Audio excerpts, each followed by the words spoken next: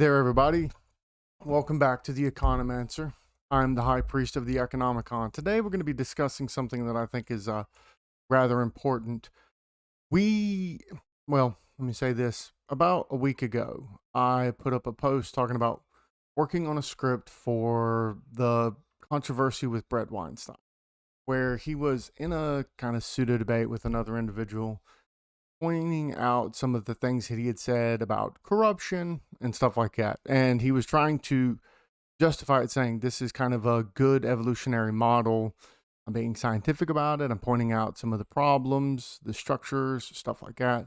It's reasonable to conclude with where I'm going in my analysis. I just wanted to respond because, one, I come from obviously some evolutionary background, cybernetics, stuff like that. And there's something to be said about where he's going with this and some of the assumptions or some of the deductions that may seem sophomoric in nature.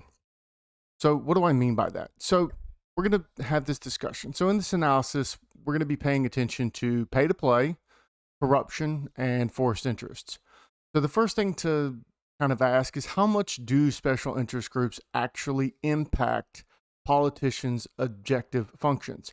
Now, if you've watched any of my previous videos on corruption, you can see that corruption exists ubiquitously.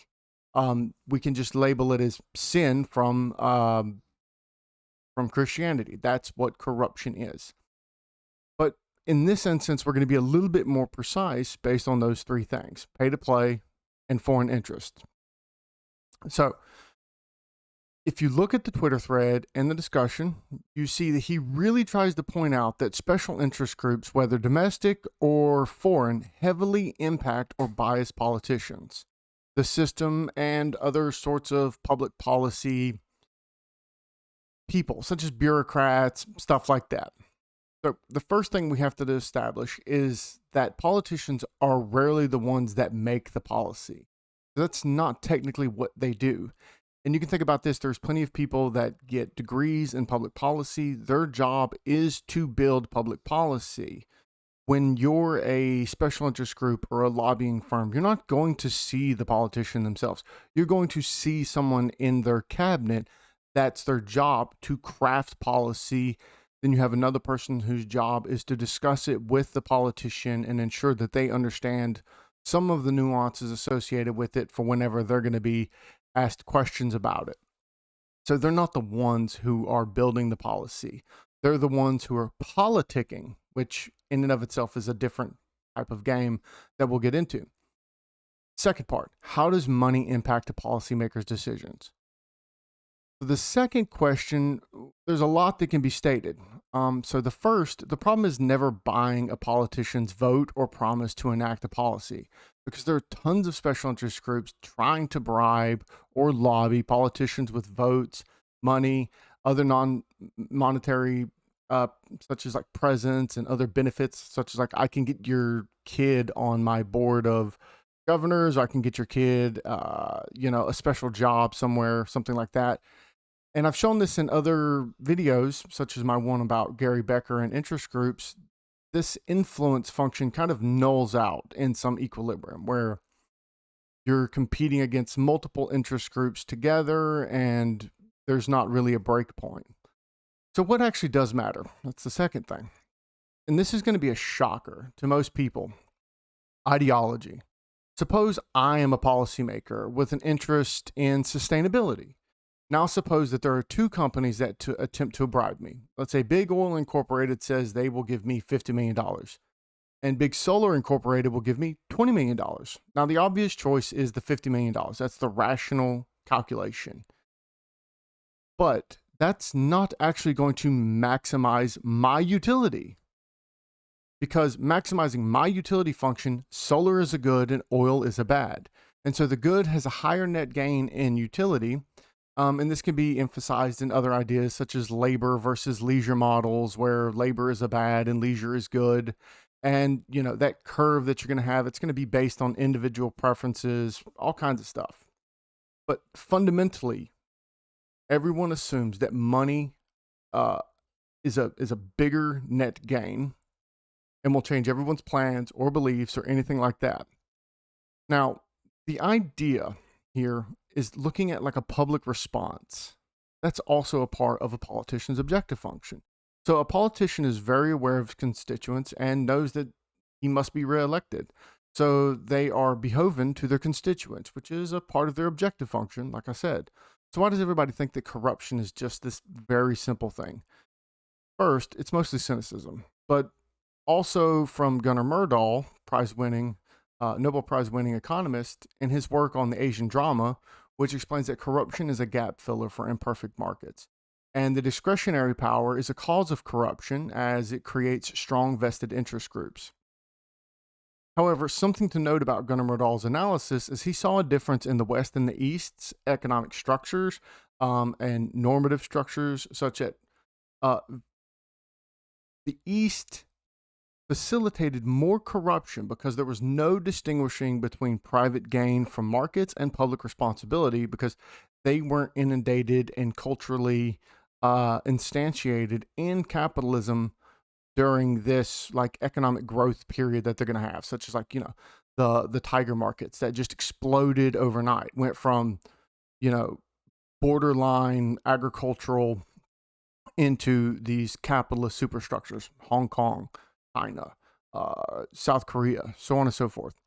And so he pointed out that there was a significant problem here where they didn't have this same cultural and moral structure that countries such as the West, which went from like feudalism to mercantilism to capitalism, had.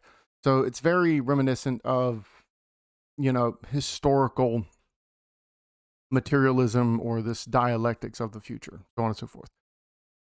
So he also pointed out that there's a problem of pluralism, which causes corruption because it prevents an undivided loyalty. So long as you can divide people along more and more granular lines, you can be more likely to have these influence functions break down and not be even.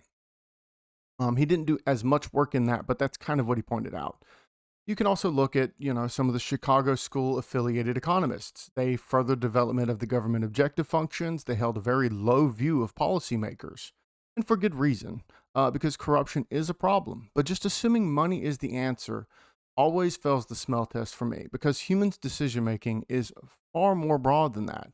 And this is a type of economic determinism that should be rejected outright. But there's a little bit more to discuss here and kind of an apologia that I'm going to give you for special interest groups. And I may work on this a little bit more.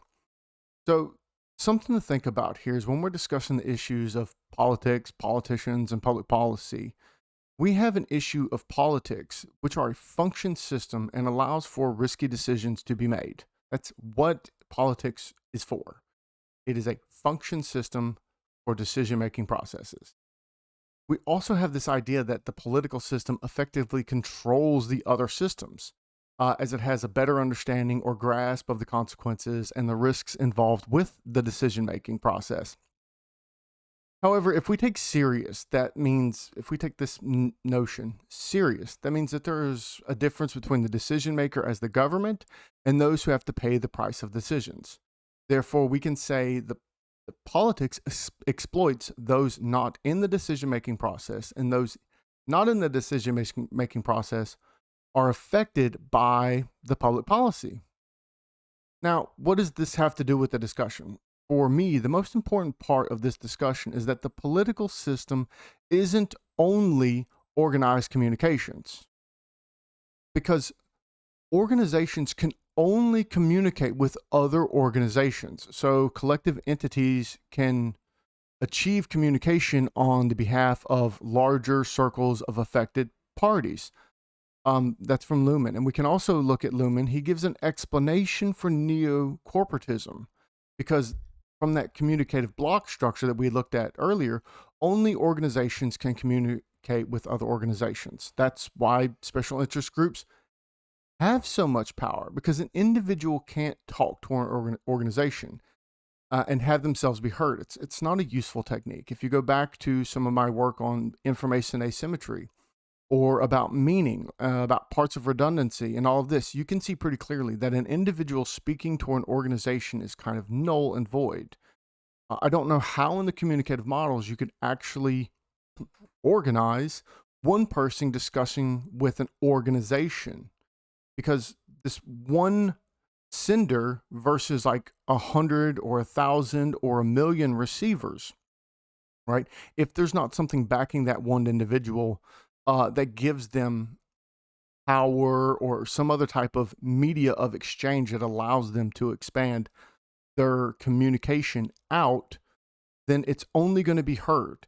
And then what's heard is only going to be a small portion of what's being given. So if one person's trying to try to answer everything, there's no redundancy there, right? So those codes can be all messed up. Then all the other problems that are associated with the communicative models that I brought up earlier. So we know that organizations speak with power backed by that organization and its hierarchical structure to another organization following something similar as a hierarchically chosen person. So that's the person-to-person discussion, because they each have the power of that hierarchy behind them to have the discussion, and they've been given some type of overarching decision-making, or they can bring it back to have a discussion. But they're still going to be one-to-one in that regard. It's not going to be one person discussing with an organization.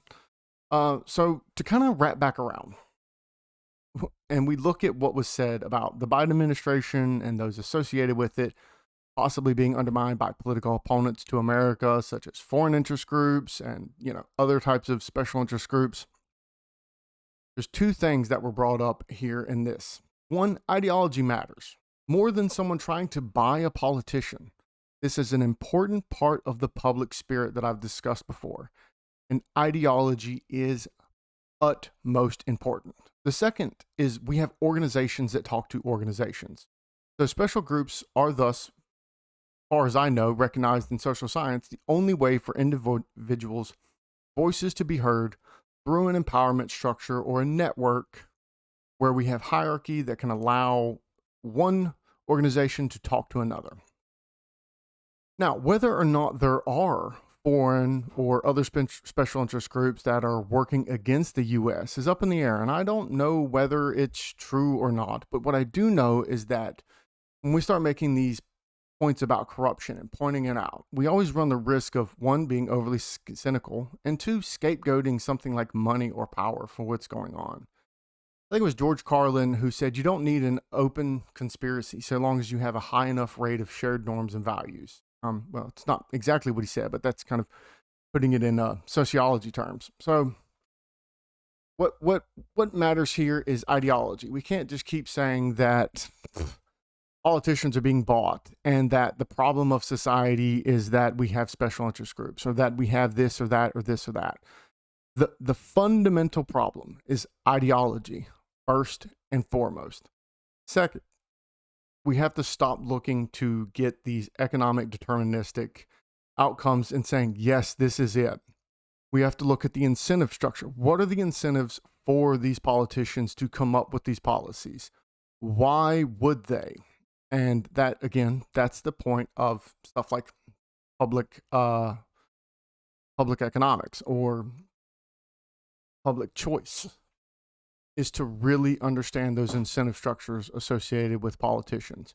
And so I hope you come away with a bit of a better understanding of the corruption or what's going on with these special interest groups and how we can look at them, understand them, and if need be, come up with ways to overcome their influence. And again, the best way to do that is through organizations, grassroots.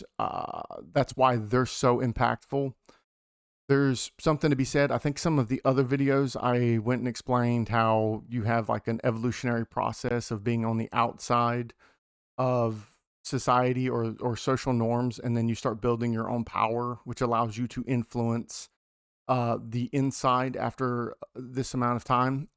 And we can do that when it comes to, if we don't like the current policies that are being implemented in the US, we can create those special interest groups, and then we can get into that fray if that's what you're trying to do, which it may not be something that you're wanting to do, but that's the best way to go about it. Cynically pointing out that politicians are bought off and stuff like that misses the mark because, one, politicians aren't being bought off. They're not the ones really making the policy. We have policy makers that are an influence on politicians. And then second, these individuals have their own ideology. They're more than willing to choose $20 million over $50 million or so on and so forth, however you want to label the money, to pick what they want. And they know that the other parties involved know that, right? So that big oil company is going to try to ramp up what they would think would be maximizing that utility. So they're going to go more and more and more. The other party knows. And this is where we get into game theory. I'm thinking about putting together some of these game theory models for this, throwing in communications, throwing in special interest groups, throwing in politicians, and throwing in the policymakers themselves. Now, I don't want to get too much into that because that's kind of the background of my work that I'm currently working on. So we'll see how that goes. Anyway, I'm the Economancer. Thank you for watching. Please like, share, subscribe. Let me know how you like the new intro, and have a good one.